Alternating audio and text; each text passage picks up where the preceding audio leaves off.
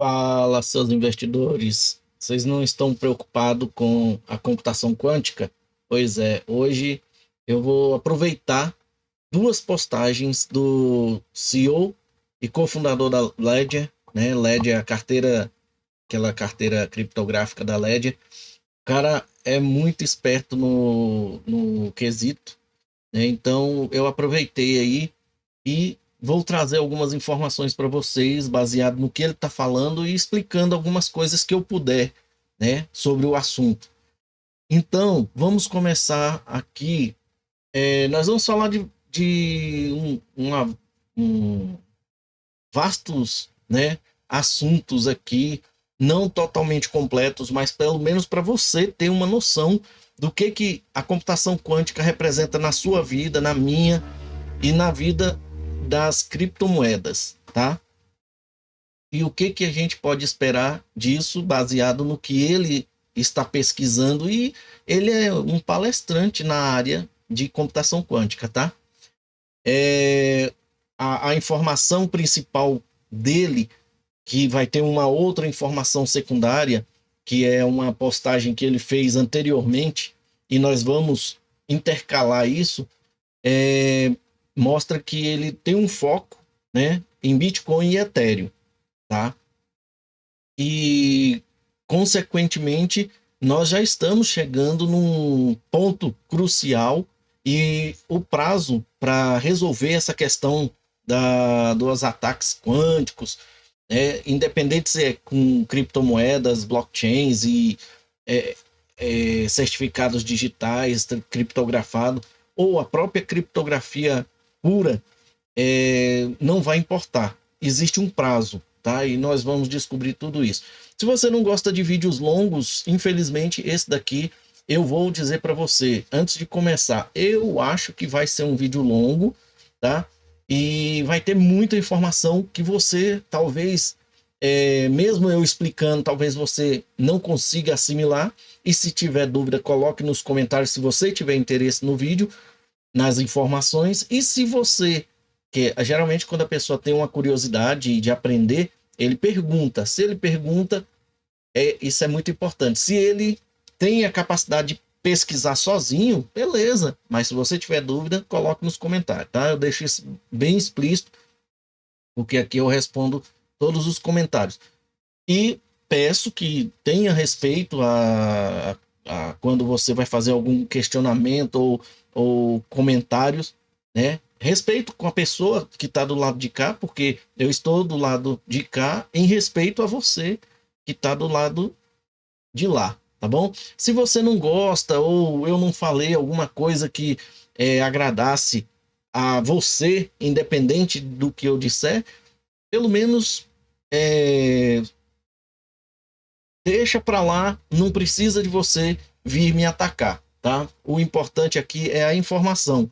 A gente não tá aqui, eu não tô aqui procurando treta, eu tô procurando ajudar. Se as pessoas que têm um espírito de porco chega aqui para me atacar ou falar um monte de asneira, aí, meu amigo, me desculpe, a gente faz aquilo que nós fizemos lá na live, tá?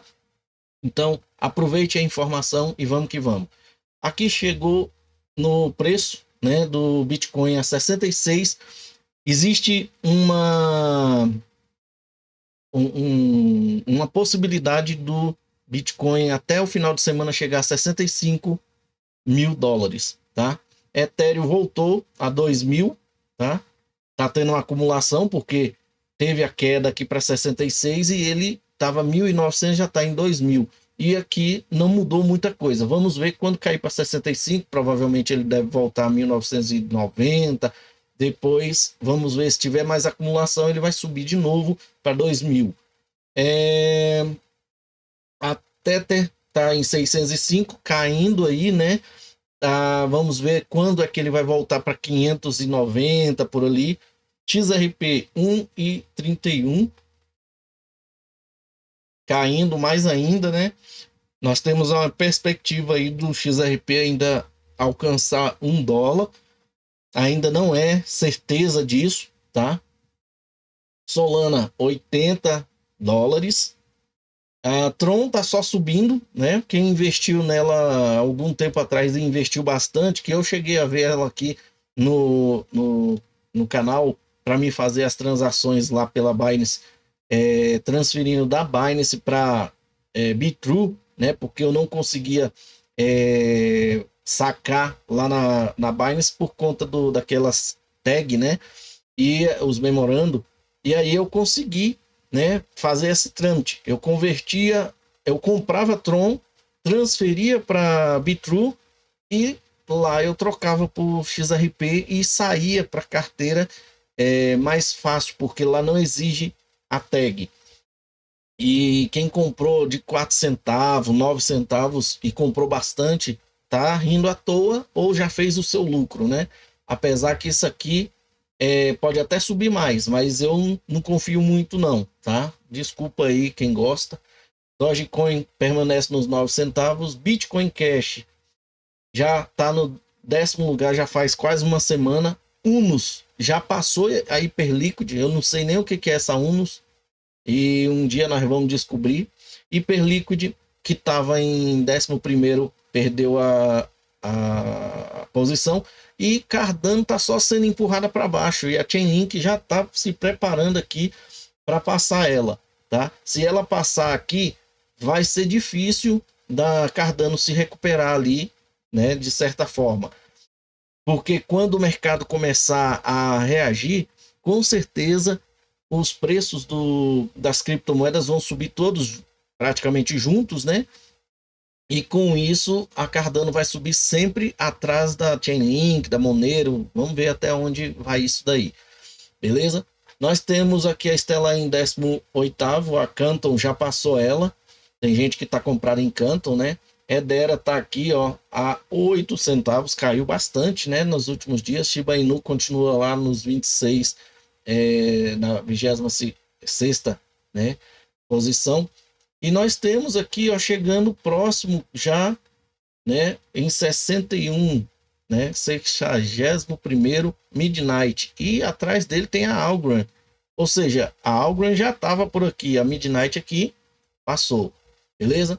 Pessoal, agora vamos ver alguma coisa aqui sobre Quant. Mas não é essa moeda aqui não, tá?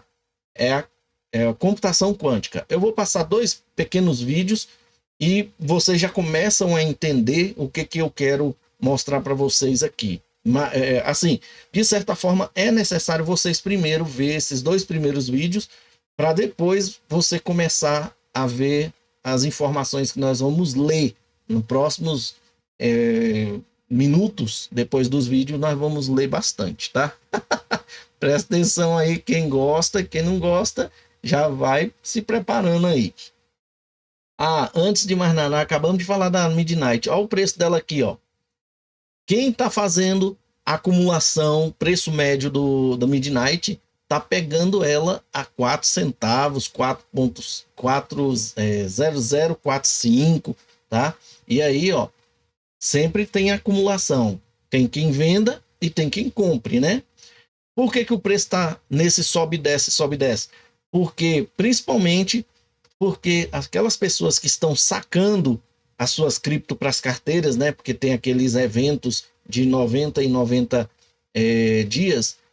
Aqueles que estão recebendo num período de hoje, por exemplo, que formou ali próximo dos 90 dias, ele vai lá e já vende, né? Ou é a questão das criptomoedas tá entrando em exchanges, né? Que vai gerando um suprimento no mercado. Isso vai fazendo com que ela caia. Depois vem gente, compra, tira ela do mercado e ela volta a subir. Lembrando que ela ontem já entrou em operação, tá, pessoal? Depois nós vamos trazer um videozinho sobre o assunto. Vamos começar com esse vídeo aqui que inicia-se como funciona a computação quântica. É porque ficou cortado e eu já estou explicando. Vamos lá. Funcionam os computadores quânticos? Assim como tudo que envolve a mecânica quântica da maneira mais contraintuitiva possível. Quando você vê essa estrutura dourada, praticamente sinônimo de computador quântico, na verdade está vendo apenas seu sistema de resfriamento, o equivalente às ventoinhas de computadores tradicionais. Eles são necessários porque para funcionar os processadores quânticos precisam estar muito frios, perto da temperatura mais fria possível no universo, menos 273,15 graus Celsius. Todo o resto do computador usa peças tradicionais, apenas o processador é quântico. Computadores falam uma língua chamada binário, que só tem duas letras, 0 e 1. Nos computadores tradicionais, o processador é uma quantidade infindável de transistores, microscópicas chavinhas elétricas que podem ser ligadas ou desligadas, o equivalente a 0 e 1, os chamados bits. É exatamente aqui que os processadores quânticos se diferenciam. Suas letras se chamam qubits e elas se aproveitam do princípio da incerteza de Heisenberg. Enquanto não são observadas, elas são 0 e 1 simultaneamente. Isso significa que enquanto 2 bits em um computador tradicional podem resultar em uma de 4 respostas diferentes, 2 qubits são as 4 respostas juntas. 3 bits resultariam em uma de 8 respostas diferentes, enquanto 3 qubits seriam as 8 ao mesmo tempo. A adição de qubits, portanto, aumenta exponencialmente a capacidade do processador e é isso que o torna tão rápido em suas funções. Como funciona linearmente, um computador tradicional teria que trabalhar por trilhões de anos para resolver um problema que um computador quântico não linear solucionaria em minutos. Criar uma vacina, por exemplo, costuma demorar anos, mas será praticamente instantâneo quando tivermos os computadores quânticos. Isso não significa que aposentaremos os computadores tradicionais. Eles sempre serão melhores do que os quânticos em uma infinidade de tarefas. Mas que uma revolução está para começar, está mesmo. Bom, vou dar uma pausa aqui nesse vídeo. Pausa não, já acabou. Só que a gente pode ver aqui que quando ele diz que é não linear, né? Vocês veem aqui ele mostrando exemplos da computação quântica linear, que é cada vez ele vai lá e procura uma solução, né? E chega num resultado, né? Depois ele vai lá e a não linear é isso aqui. É ele ir atrás da solução definitiva usando todas as possibilidades possíveis, que é o que faz a computação quântica superar a computação tradicional, né? Ele faz todas as possibilidades, tá? E aqui ele falou sobre criação de vacina. Só um comentário crítico, né? O mundo, ele não precisa do computador quântico, né? Eles já conseguem fazer vacinas em tempo recorde. Foi o que nós vimos em 2019 para 2020 aí com a COVID, né? Tô brincando, viu, gente? É só uma crítica mesmo. E deixa eu ver se teve mais alguma coisa aqui. Bom, vocês vão ver, vocês viram ele falar sobre o interruptor por transistores, né? Pequenas chavinhas. Vocês vão ver como que o computador quântico trabalha, que não usa essas chavinhas, transistores, que os transistores na realidade são pequenos chaveamentos físicos. Lá na computação quântica não usa chaveamento físico, usa um tipo de chaveamento lógico, que é as portas lógicas, tá? Vamos ver o próximo vídeo aqui para complementar a informação. Princípios da mecânica quântica para processar informações de maneira fundamentalmente diferente dos computadores clássicos. Enquanto os computadores clássicos utilizam bits que representam zeros ou uns, os computadores quânticos empregam qubits, que podem existir em estados de 0, 1 ou uma superposição desses estados. Essa característica única permite que os computadores quânticos realizem cálculos complexos de maneira exponencialmente mais rápida do que os seus equivalentes clássicos em certas tarefas. Você viu? Em certas tarefas. E vocês viram no outro vídeo, uma coisa que eu lembrei aqui agora, que o computador quântico precisa de estar resfriado, né? Eu não sabia, tá, gente? Eu fui aprender agora com vocês aqui que essa máquina, essa parte bonita, dourada, né, da computação quântica era o dissipador, né, o que gera a temperatura de menos 273, 275 graus que ele conversou aqui, né? Eu não sabia que essa parte toda, essa parafernália todinha era um dissipador, tá? Ele ele tem que deixar o computador quântico a 273 graus negativos, pelo menos, tá? Se ele passar disso, ele queima. Se ele reduzir muito sobre, vamos supor que ele vá a 270, dependendo do tipo do processador, ele vai queimar. Isso é uma limitação da computação quântica nos mundos de hoje, porque os processadores tradicionais, baseado no chaveamento de transistores, ele não tem essa possibilidade de queimar tão fácil igual o quântico, beleza? Bom, e aqui a gente só fez um complemento para vocês entenderem aí, né, a diferença do computador tradicional pro quântico. Aqui a gente vai ver agora o Charles Guilherme, como é que é? Guilherme, não sei, é lá, o CTO, tá? Da Ledger, beleza? Vamos começar aqui, ó, onde ele fala assim: hoje o Google Quantum AI, né, publicou um artigo de pesquisa que pode impulsionar a migração pós-quântica. Sua equipe adaptou o algoritmo de Shor para resolver o problema do logaritmo discreto da curva elíptica de 256 bits, né, o chamado SCDLP. O SCDLP é um algoritmo, tá, gente? É o complexo problema matemático que garante a segurança do SDSA. O SDSA, gente, é a curva elíptica, tá? Que a gente utiliza em várias criptomoedas. Isso inclui o XRP Ledger, Cardano, Bitcoin, Ethereum, tá? Eu acho que praticamente todos. Alguns que tentaram não utilizar.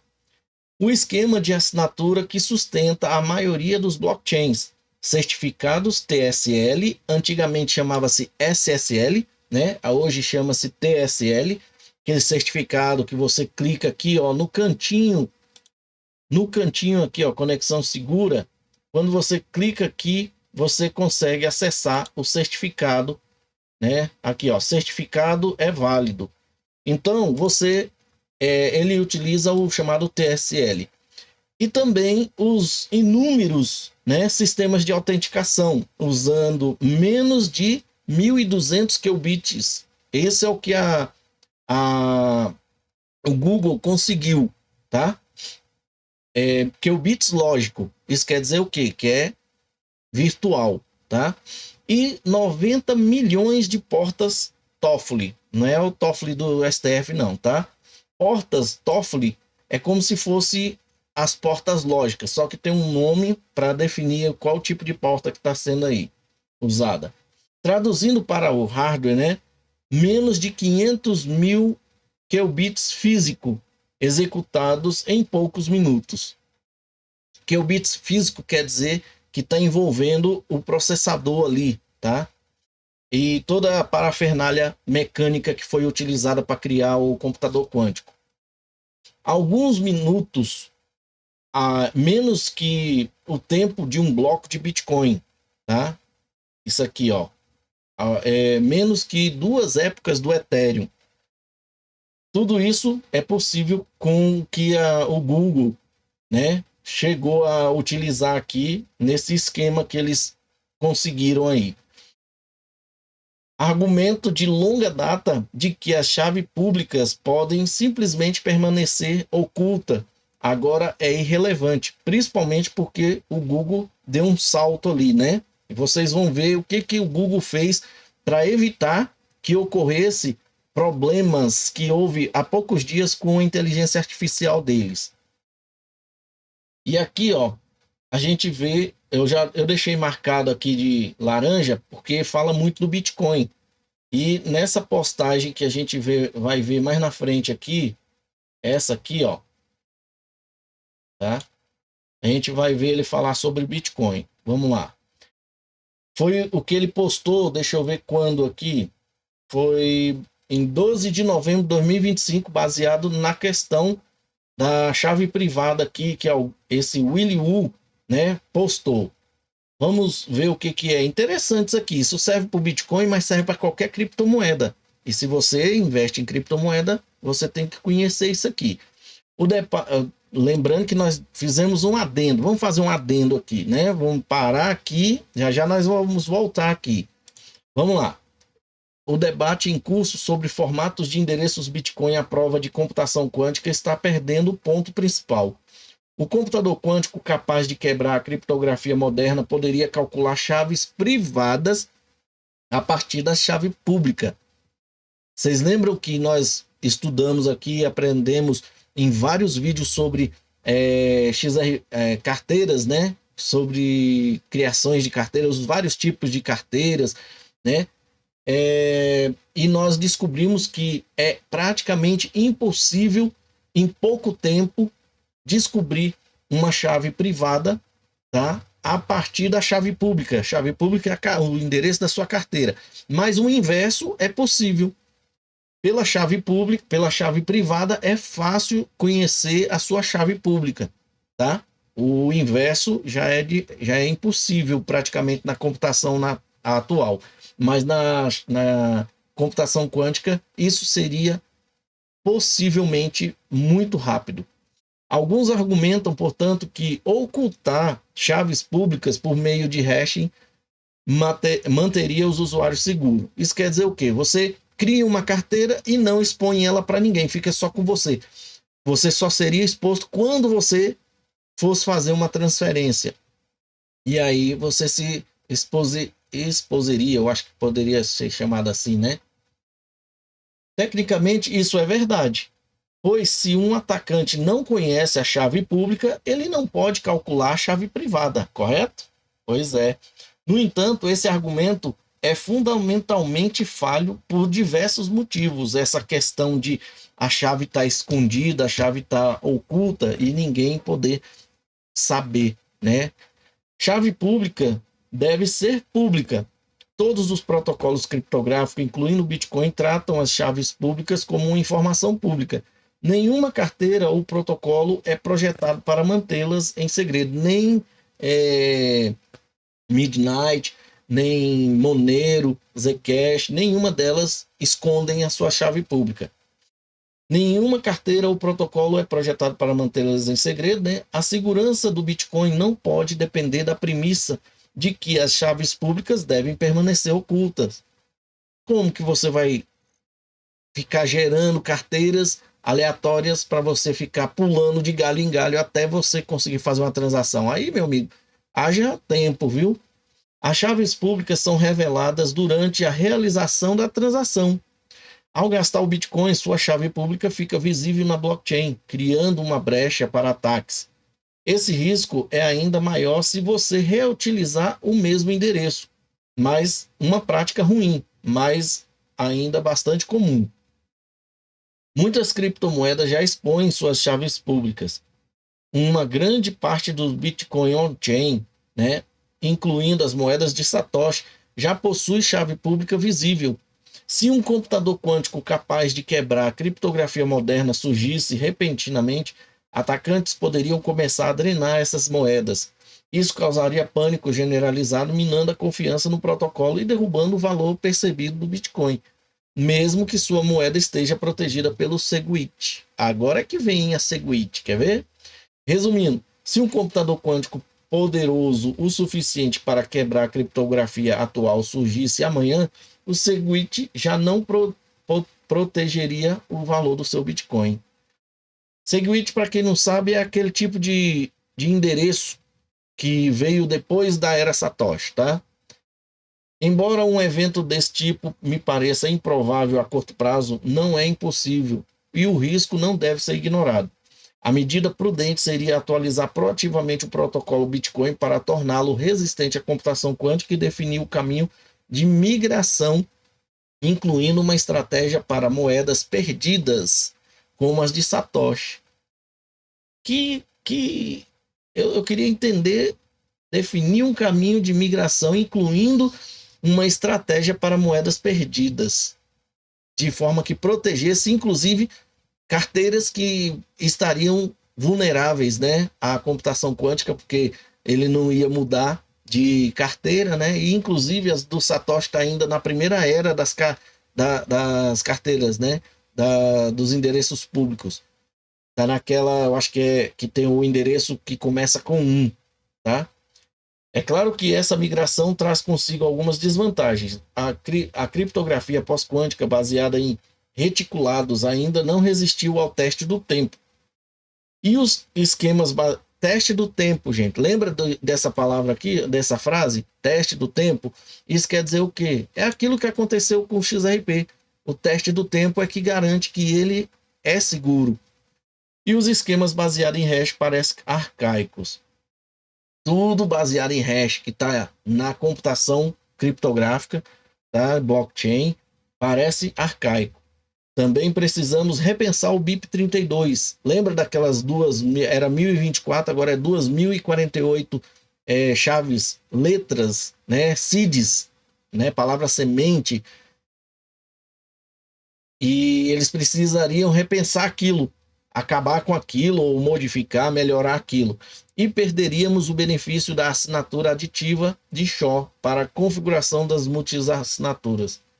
Ainda assim, o valor do Bitcoin depende da confiança de que o protocolo é robusto, seguro e tecnologicamente seguro, sólido. Se essa confiança se deteriorar, o valor do Bitcoin também se deteriorará. Bom, paramos aqui e voltamos, né? Encerramos aqui nosso adendo. Vamos continuar aqui o que ele diz. O que exatamente mudou, né, dessa época aqui para essa época? O algoritmo de Shor é conhecido desde 1994 como uma abordagem quântica genérica para fatorar números inteiros e calcular logaritmos discretos. Nós já vimos um vídeo falando sobre esse logaritmo discreto aqui, como que funciona, e está lá nos vídeos das carteiras, né? XRP Wallet, uma coisa assim. Mas conhecido e prático são coisas muito diferentes. Isso quer dizer o quê? O algoritmo de Shaw é conhecido, mas na prática ninguém utiliza ele ainda. Ou nunca tentaram proteger alguma coisa com o algoritmo de Shaw. São coisas muito diferentes esses dois termos, né? Conhecido e prático para o algoritmo de Shaw. O verdadeiro progresso está na engenharia. Aí entra o Google. Quantos qubits e portas lógicas, são necessários depois de compilar o algoritmo em um circuito quântico tolerante a falhas? Quantos qubits? E aqui, ó, portas, para quem não conhece, é isso aqui, ó, né? Para a gente que já fez algum curso de eletrônica, programação para PIC, né? PIC é um chip, né? Geralmente o fabricante Atmel, né? Que é um dos maiores fabricantes de chip, né? PIC ou BIOS, né? A gente utiliza portas lógicas, tá? Mais um exemplo aqui, ó, de porta lógica, né? O que são porta lógica? Tipos, tabelas e verdade. Aqui, ó, só para você entender um pouquinho o que é porta lógica.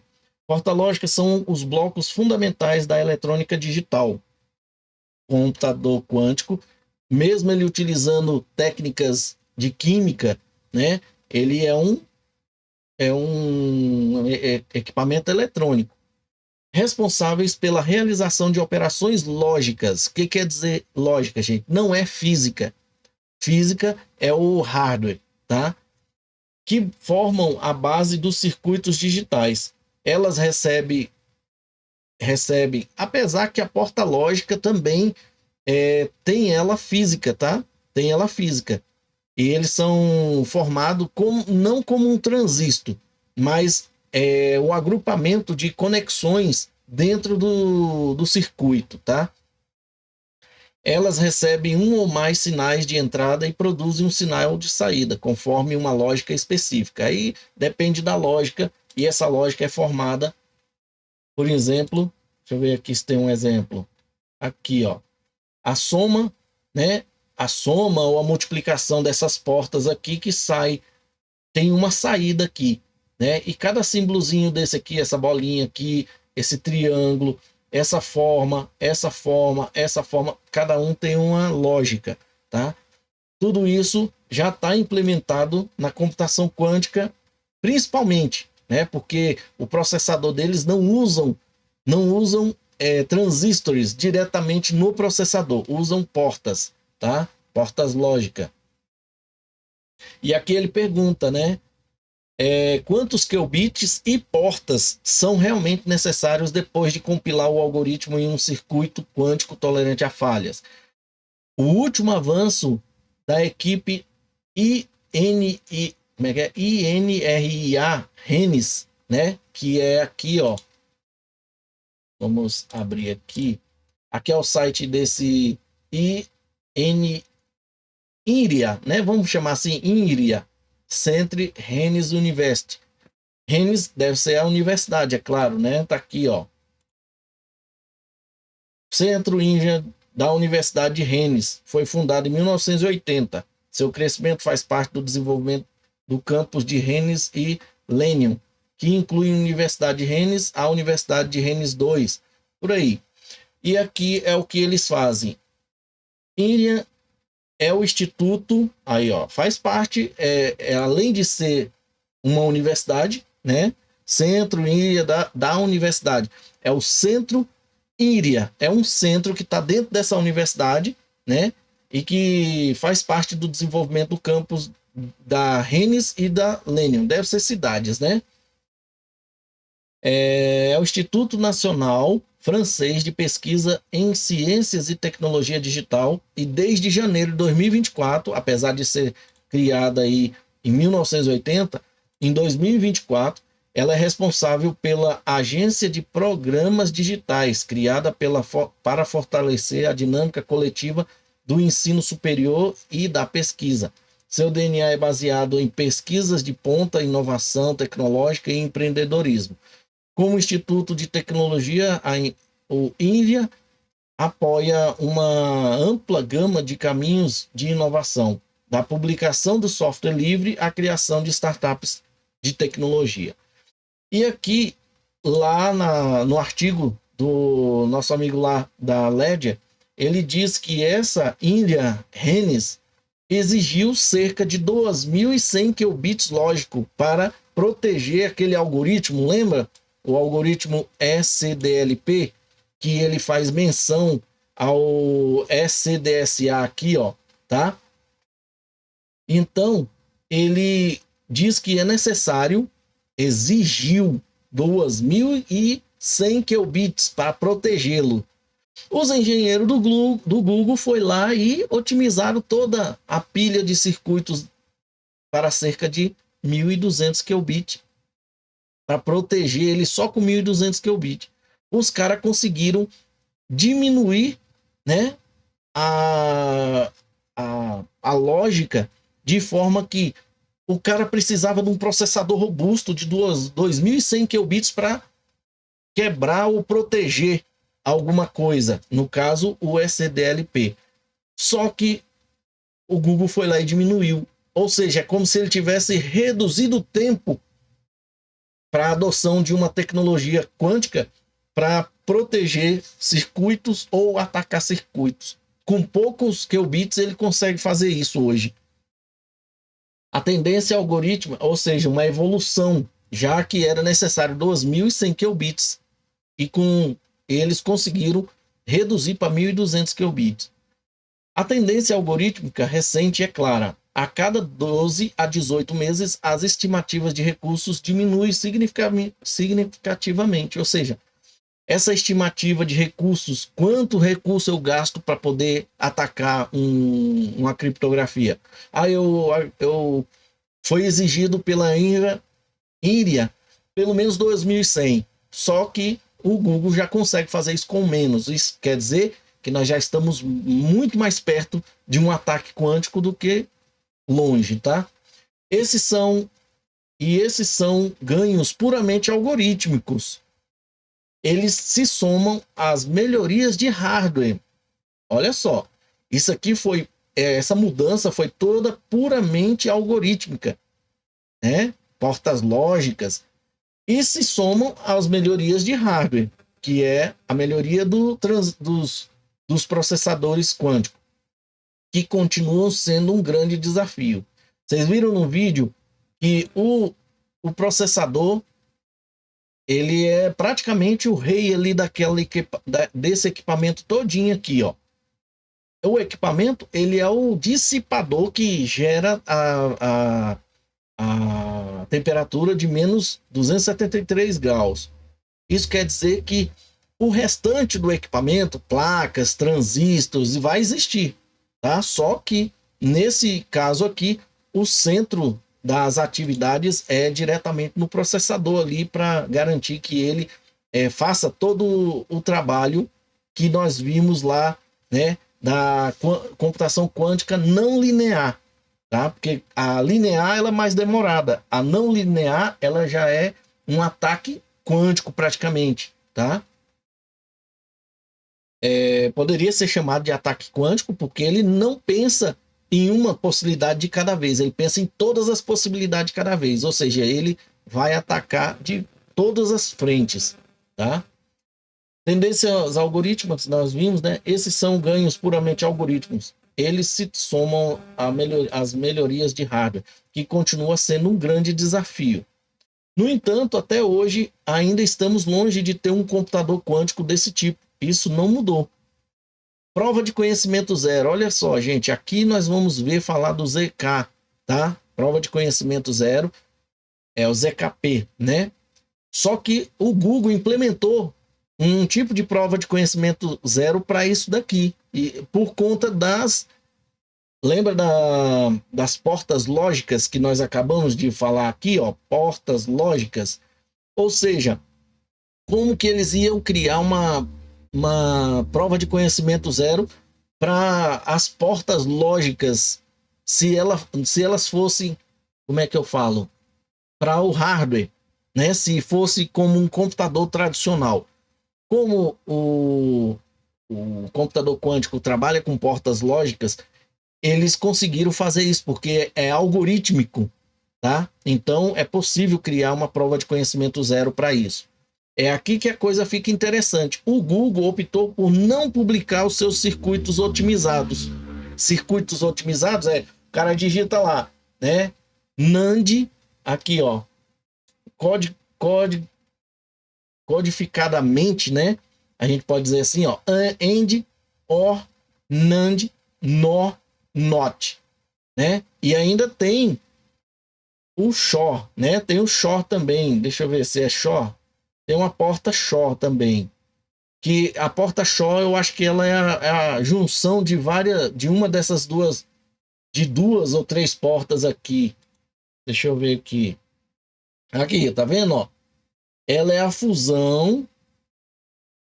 Na realidade, ela é essa porta OR, tá?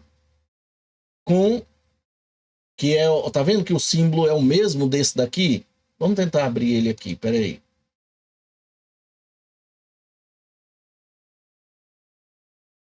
Aqui, ó. AND, OR, NOT, NAND, NOR, SHOR e SHNOR. Aqui é a OR, esse formato, ó. Aqui as portas funcionando, ó, a hora que ela liga, desliga, né? 0, 1. Quando tá vermelho é 0, quando tá verdinho é 1, né? E cada vez, ó, verdinho, verdinho, ligado, tudo ligado. Vermelho, vermelho, tudo desligado. Cada porta dessa vai indicar em que ponto que ela vai estar ligada. Gente, é muito interessante isso aqui, ó. Aqui é sim ou não, né? Só tem duas portas. Aí, ó, NOT, né? NAND, NOR, ó o SHOR. Ó. Os dois estão ligados Vocês viram que os dois ligados permanecia desligado aqui? Aqui os dois ligados em um e aqui tá desligado. Dois desligados, tá desligado. Tá vendo? Então é a fusão de outras portas. É interessante a gente entender a lógica. Isso aqui é lógica, tá, gente? É um algoritmo que você pode montar só pelas lógicas aqui. É muito louco isso aqui, tá, gente? Eu falo porque deixa o cara maluco mesmo quando tá estudando. Eu falo porque eu passei 3 anos e meio estudando sobre isso. Então tá aqui, ó. É aqui que ficou interessante. O Google optou por não publicar o seu circuito otimizado. Em vez disso, divulgou uma prova de conhecimento zero de que seus circuitos atingem a quantidade de recursos declarada. Não temos dúvida de que eles sabem como fazer isso, mas não temos ideia de como eles fizeram. E aqui, um dos motivos do Google ter feito isso com computação quântica foi por conta disso aqui, ó. Cadê? Ex-engenheiro do Google é condenado por vender segredos de TPUs para a China. Lembra que ele catou lá e pegou as informações das TPUs, né? Que trabalha melhor do que os processadores da NVIDIA, né?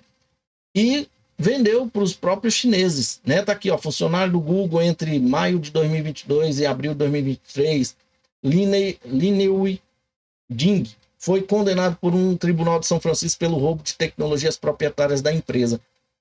Ele é acusado por ter obtido segredos sobre GPUs, TPUs e infraestrutura de treinamento de inteligência artificial que foram vendidos para contatos chineses. Isso aqui, gente, é problema de segurança nacional, tá? Porque é uma tecnologia que pode garantir que um equipamento bélico possa responder criticamente, né, em momentos de ataque e defesa, né? Mas caiu nas mãos dos chineses. E com a computação quântica não foi diferente. Eles não foi diferente assim, foi diferente. Eles protegeram, tá? Para evitar isso, criando a prova de conhecimento zero, que eles não, hoje ninguém tem dúvida de que eles conseguem, sabem fazer a lógica da computação quântica que eles criaram com 1.200 qubits, mas ninguém consegue ter a ideia de como. Só que com a computação quântica isso aqui pode mudar. Os motivos provavelmente são múltiplos: vantagens competitivas, implicações para a segurança nacional, igual houve lá com as IA, né, treinamento de IA, ou simplesmente não querer entregar um plano aos adversários. Seja como for, estabelece um precedente poderoso e elegante. O irônico, olha só, é que a prova de conhecimento zero do Google não é segura contra ataques pós-quântico. A prova de conhecimento zero precisa ser aperfeiçoada, porque se tiver alguém que usa uma prova de conhecimento, um ataque quântico, ele pode quebrar, fazer a inversão da prova de conhecimento zero, né? A reversão, perdão. Qual o próximo passo? A boa notícia é que já temos ferramentas, criptografias pós-quânticas. Agora precisamos migrar. Há alguns dias, o Google anunciou que pretende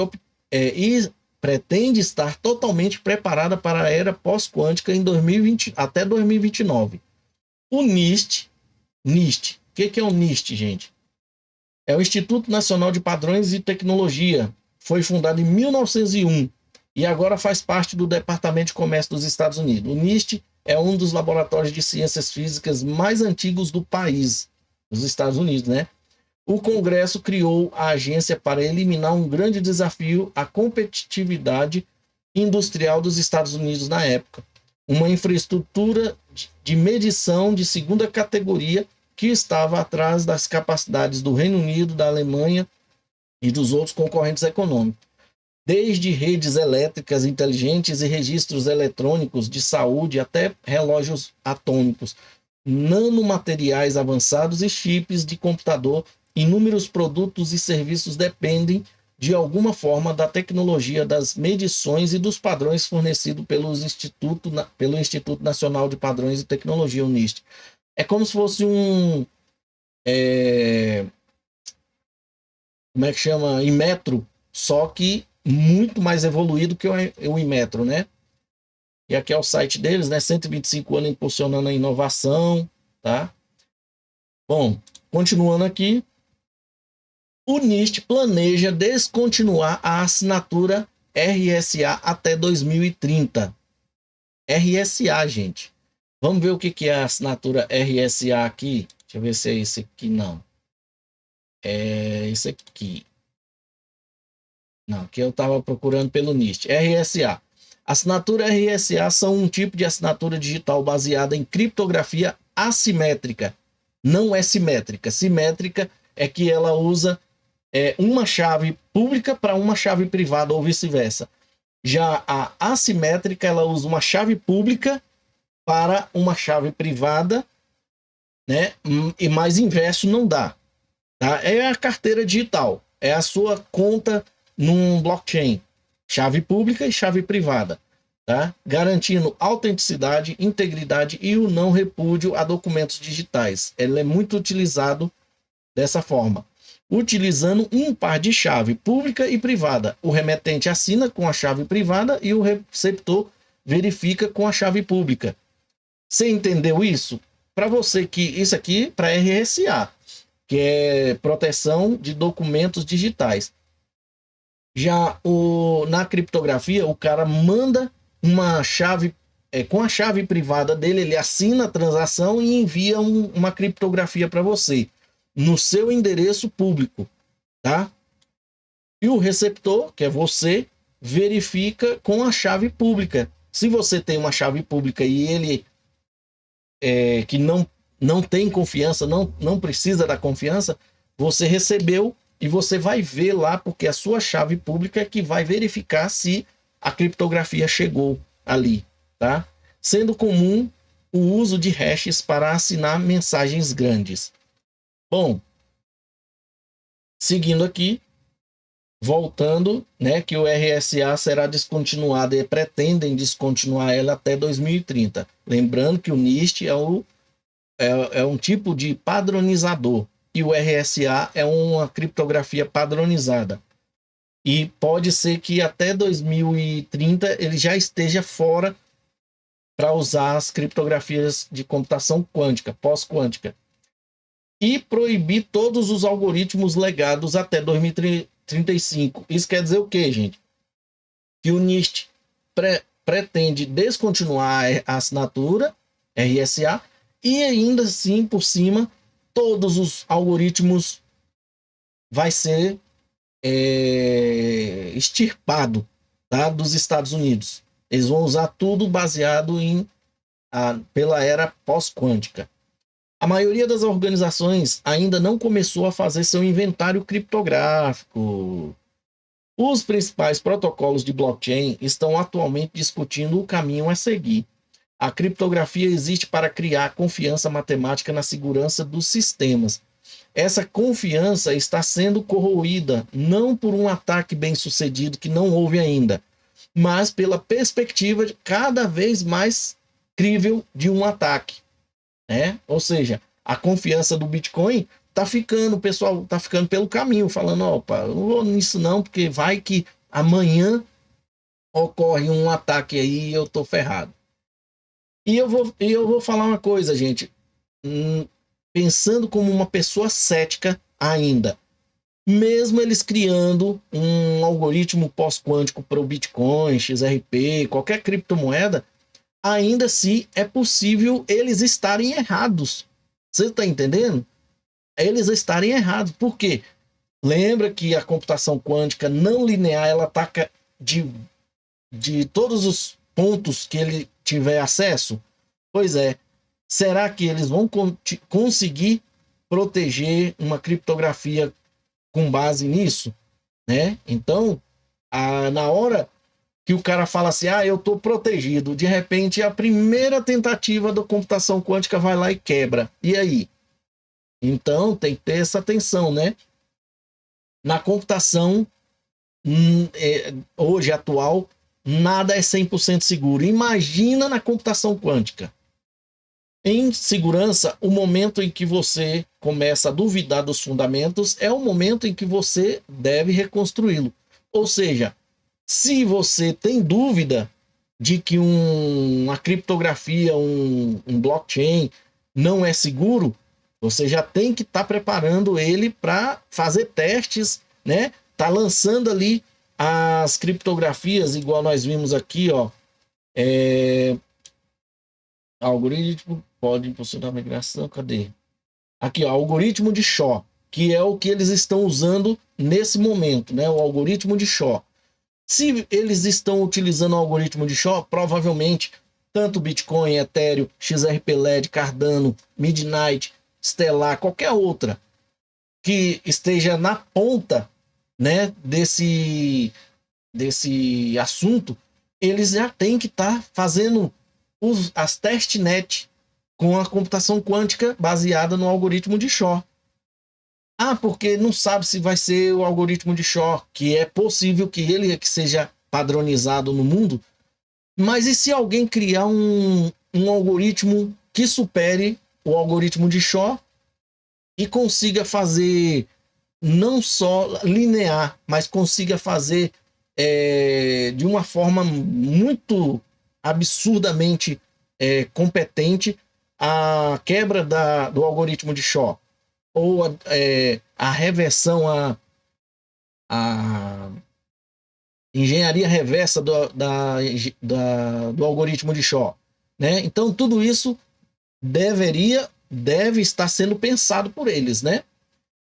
Em segurança, o momento em que você começa a duvidar dos fundamentos é o momento que você deve criar suas testnet, né, nas criptografias, né? O que isso significa para os blockchains? Para o ecossistema de blockchain, especificamente, a ameaça é central. O ECDSA, né, nas curvas elípticas, né, SECP 256K1, que é o que o Bitcoin usa, XRP-LED usa, e o P256, amplamente utilizado em outros setores, não nas blockchains, mas em outros setores, deve ser eu nunca ouvi falar desse algoritmo, mas deve ser algum algoritmo que é usado dentro de instituições militares, por exemplo. Deixa eu ver. Ó, aqui já fala dela, curva elíptica, ó, digital. Agora, onde, né? Ó, aqui dentro dos SSDs já fala em P3256. É isso mesmo, ó, SSD P3256. Deve ser alguma coisa relacionada, mas não na questão de criptografia. Porque o 256 é o armazenamento aqui. Tá? Aqui, ó, em Rust, né? Eles falando sobre o P256. Mas é uma coisa para se aprender depois. Esse eu não vou entrar em detalhe, não. Tá dizendo que é utilizado em outros setores. Que é a base da segurança. A curva elíptica aqui e esse P256. Ao contrário dos sistemas tradicionais, onde é possível rotacionar certificados por trás de um firewall corporativo, o que é rotacionar certificado, gente? Por exemplo, lembra que eu falei desse certificado bem aqui? Né? Aqui, ó, tem um certificado aqui. Se eu pego e eu comando uma infraestrutura, eu tenho esse certificado. Eu sinto que já passou muito tempo com aquele certificado, ele tem 1 ano para vencer, mas eu estou notando que parece que eu acho que eu estão tentando atacar minha rede. Isso tudo a gente consegue identificar por IPS, IDS, que são equipamentos programados para distinguir o que é um ataque de entrada e saída numa rede. Eu sinto que eu estou sendo atacado, mas ainda não conseguiram quebrar o hash de proteção do meu certificado. Eu vou lá e protejo a rede por um firewall, né? Tá lá protegida. Eu vou lá e troco aquele certificado. Eu rotaciono ele, tiro ele daqui e passo para outro lugar. Não precisa de eu criar outro. Eu só tiro de um lugar e passo para outro, né? Faz uma rotatividade aí do certificado. E com isso, o cara lá que já estava quase conseguindo quebrar o hash daquele certificado já não vai conseguir. Porque ele nem sabe mais onde aquele certificado está, porque foi rotacionado.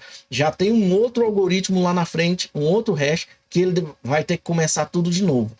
Isso pode ser programado para deixar tudo automatizado de tempo em tempo, ou se um IPS ou IDS descobrir ou sentir que alguma coisa está acontecendo, ele mesmo vai lá e executa a ação. É como se fosse um contrato inteligente nos blockchains, mas é um tipo de leitura algorítmica que é feita no sistema e ele faz essa rotatividade automaticamente. A migração para blockchain exige coordenação entre redes descentralizadas e sem permissão. Esse processo provavelmente levará tempo, mas já tem gente lendo esse panorama, né? XRP Ledger já tem informações no site deles falando que eles já estão preparados para o algoritmo pós-quântico, só que só vai ser inserido no momento oportuno. Charles Hoskinson também, há 5 anos atrás, ele falou que eles precisavam já preocupar com isso, mas levaria ainda mais uns 10 anos naquela época, já falta só 5 anos. Provavelmente eles já devem estar correndo atrás disso também, porque eles já estão com o Midnight lá engatilhado. E aqui o perfil aqui falando, né, na minha palestra principal, nessa quinta-feira, ontem, não, isso aqui foi de que dia? Deixa eu ver aqui, gente. 31 de março. Então, nessa quinta-feira, eu acho que ainda vai ser, né? Apesar que quando ele fala aqui na quinta-feira, na conferência ETHCC, é isso aqui, ó. ETHCC. Só que aqui fala que é 30 de março a 2 de abril. Ah, tá. Então, provavelmente vai ser no dia... quinta-feira, dia 2 de abril que ele vai estar lá fazendo a palestra, tá?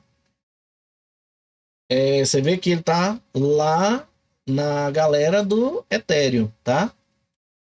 E ele tá falando que na conferência ETHCC abordarei com mais detalhes os desafios e estratégias concretos para migração do PCQ em blockchains e sistema seguro, que é computação pós-quântica, tá? PCQ. Bom, pessoal, deve ser muito legal essa palestra dele, tá? Então, eu diria para vocês, se você está lá onde ele está fazendo isso e tivesse condições de assistir, tivesse entendimento, eu iria, tá? Porque vai ser muito bom, tá? Ó, ETHVA, terça, 31, dia 1º, dia 2. Festa pós-festa, tá dizendo aqui. Quinta, dia 2. Vai ser no dia que ele vai apresentar, tá? Bom, pessoal, era isso. 58, indo para 59 minutos aí de informação. E aí, você acha que é possível alcançar aí uma proteção contra a computação quântica antes que alguém ataque alguma blockchain? Eu vou deixar o meu parecer aqui agora. Eu sei que você tem a sua opinião e eu não queria que você... Se você pensar dessa forma, beleza.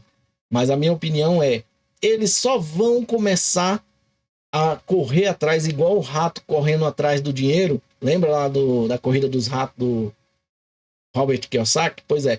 Eles só vão começar mesmo efetivamente a implementar computação pós-quântica nas criptografias de blockchain quando eles conseguirem efetivamente quebrar a proteção de uma blockchain. Talvez eles vão procurar a blockchain menos expressiva. E aí a galera vai sair correndo, igual rato.